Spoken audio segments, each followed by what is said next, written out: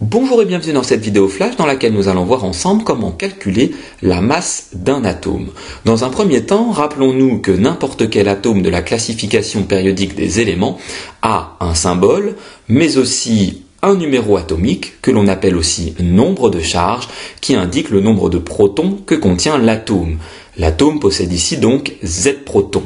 Sauf que rappelez-vous qu'un atome doit être électriquement neutre et posséder donc le même nombre de protons que d'électrons. Notre atome possédera donc également Z électrons. D'autre part, chaque atome a ce qu'on appelle un nombre de masse. Le nombre de masse indique le nombre de nucléons, de protons et de neutrons que contient l'atome. Un atome est donc composé de Z protons, de Z électrons et de A-Z neutrons. La composition de l'atome étant connue, on peut donc maintenant voir comment déterminer la masse de ce dernier. La masse d'un atome est en toute logique égale à la masse de l'ensemble des particules qui le composent. On les appelle les particules subatomiques. Dans ce tableau sont présentées les masses des différentes particules subatomiques que sont l'électron, le proton, mais aussi le neutron. La masse d'un atome est donc égale à la masse des nucléons, à laquelle il faut ajouter la masse des électrons. Les nucléons étant les protons et les neutrons, on peut réécrire notre expression comme ceci. Notre atome est, rappelez-vous, composé de A nucléons et de Z électrons. La masse des protons et des neutrons étant identique d'après les valeurs indiquées dans le tableau, on peut donc écrire que la masse de notre atome est égale à A fois la masse d'un nucléon plus Z fois celle d'un électron.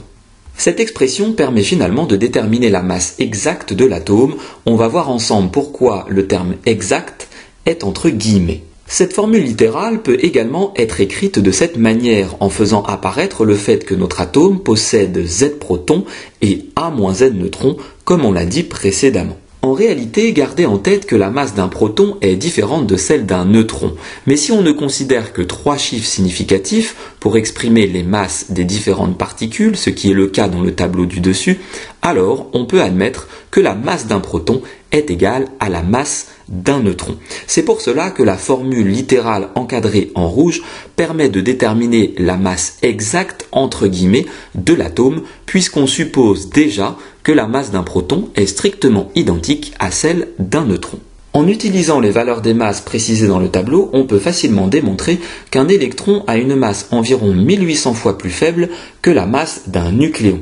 On dira finalement que la masse d'un atome peut être assimilée à celle de son noyau et donc à la masse de ses nucléons, d'où le terme de nombre de masse pour A. On peut donc finalement écrire que la masse d'un atome est environ égale à la masse de son noyau, qui est elle-même égale à A fois la masse d'un nucléon. Cette expression permet donc de déterminer la masse approchée de l'atome. Pour s'assurer que tout cela est bien compris, prenons un exemple avec l'atome de cuivre et déterminons dans un premier temps sa composition.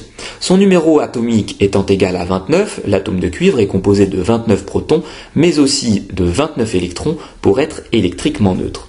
Pour déterminer le nombre de neutrons, il suffit de soustraire au nombre de masse A le numéro atomique. On trouve finalement, en effectuant la soustraction 63 moins 29, que l'atome de cuivre est composé de 34 neutrons. Déterminons maintenant la masse exacte de l'atome de cuivre. Ce dernier étant composé de 63 nucléons et de 29 électrons, on peut donc écrire que sa masse est égale à 63 fois la masse d'un nucléon plus 29 fois celle d'un électron. En remplaçant les valeurs par celles indiquées dans le tableau, on trouve finalement que la masse d'un atome de cuivre, en respectant le nombre de chiffres significatifs, est environ égale à 1,05 fois 10 exposant moins 25 kg.